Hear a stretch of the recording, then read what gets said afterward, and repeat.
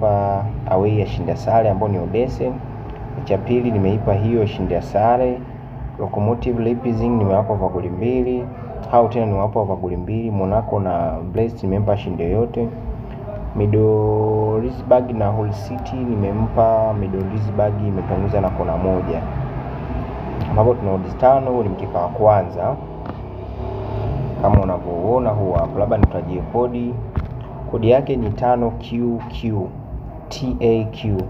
Kodi yake ni 5QQ TAQ. Huu ni mkeka wetu wa kwanza.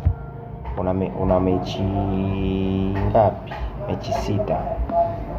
Tunaangalia mkeka wetu wa pili. Mkeka wetu wa pili huu hapo una odds 23, ambao mechi ya kwanza ni Mallorca na huyo mwenzake Lovede. Nimempa Lovede apate goli 1. Hull City na Middlesbrough